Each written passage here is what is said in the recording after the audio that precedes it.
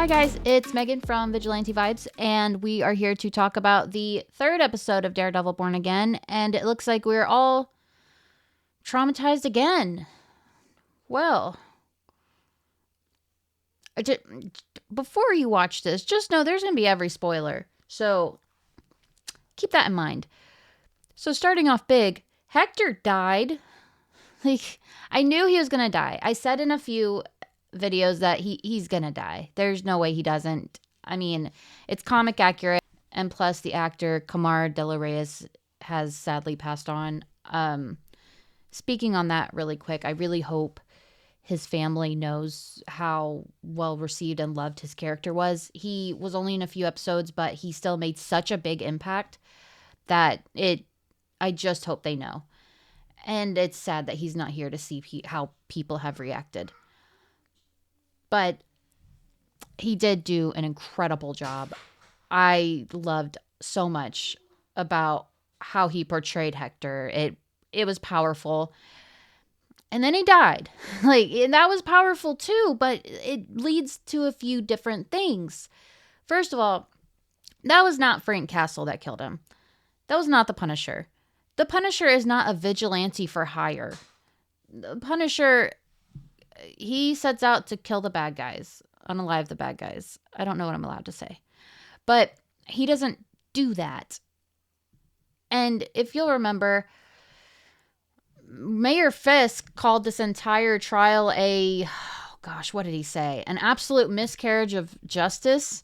So he's made it pretty obvious that he's going to go after every single vigilante, which he does in the comics too. And I actually really want to see that happen. So why wouldn't he bring in some dirty cops or ex-cops, whichever ones they are, to take out all the vigilantes and then frame Frank Castle for it?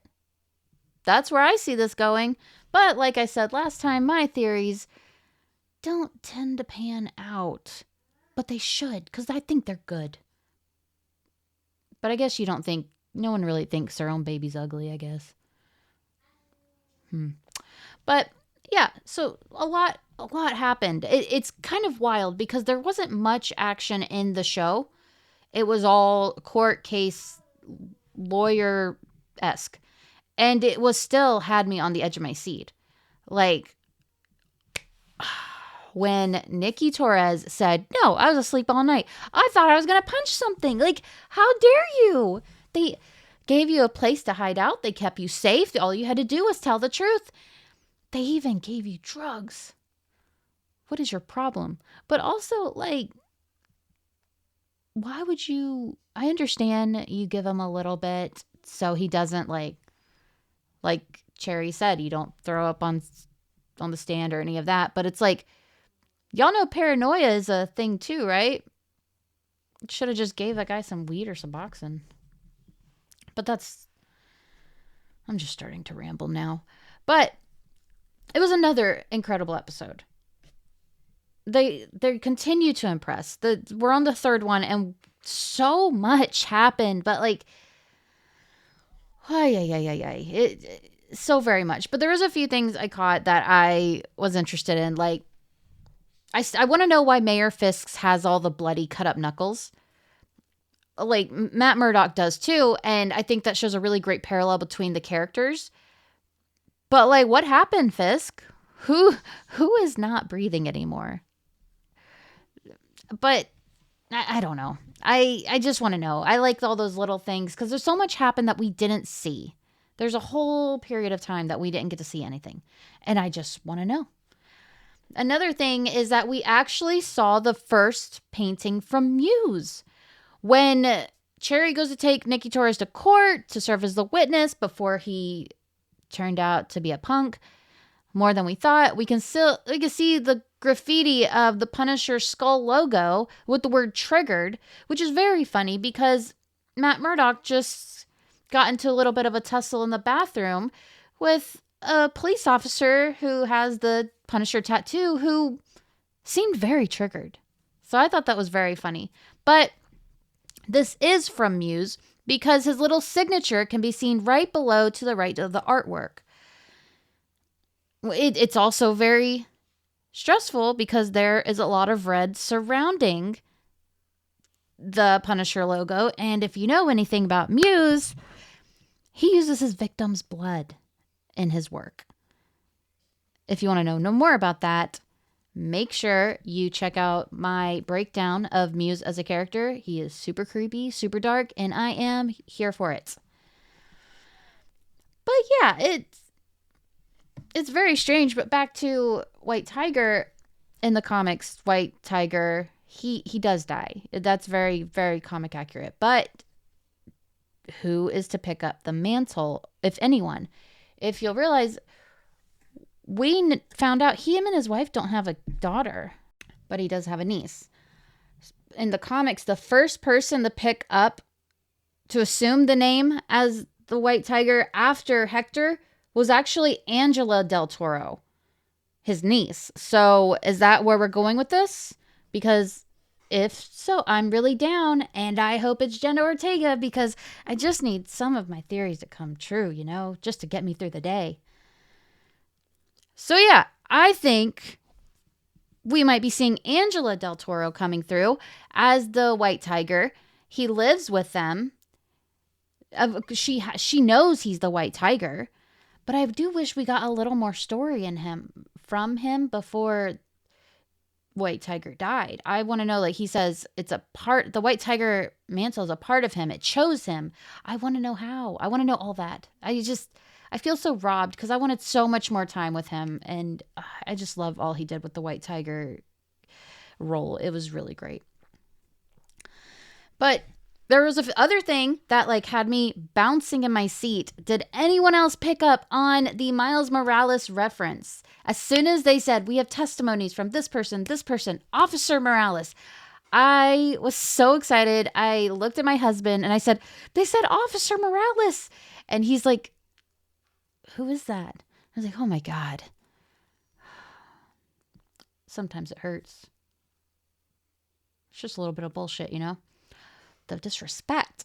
But I think this was talking about Officer Morales, who is Miles Morales' dad. We already know that Aaron Davis and Miles Morales are in the MCU somewhere. It's been confirmed in 2017's Spider-Man Homecoming. So my next thing, I have a whole list of ideas I jotted down this morning while rewatching it.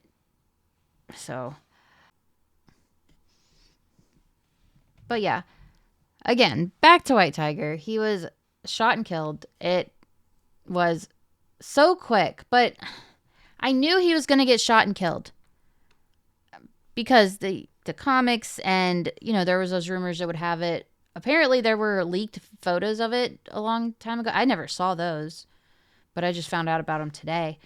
But man, it's just so damn sad. It's so sad. I'm so mad that happened. But does anyone else think that Mayor Fisk is involved with White Tiger's death? Because I do. Or is it Vanessa? I feel like, I don't know. I could see it. I think we are to assume it was Mayor Fisk, of course. But like Vanessa's just there looking evil. I want to know what her deal is. And if the rumors are true that like Foggy faked his death, could that have to do with Vanessa too? Because in the comics, she's the one that faked his death. Well, he faked his death twice. Once he did it, once Vanessa did it. So it's like, what does she do? What is she up to? What is she involved in? Because we're meant to keep her in the back of our minds with the little bit we see of her in each episode. Why? Wow. It's interesting. I feel like something big is going to come out about her.